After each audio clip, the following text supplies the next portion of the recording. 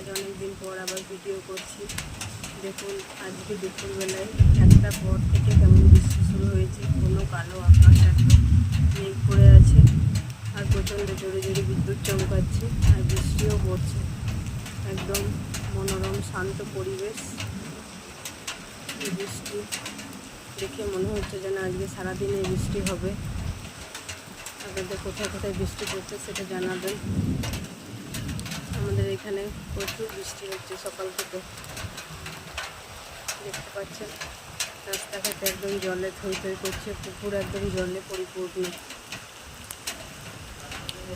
দুধারের পুকুর।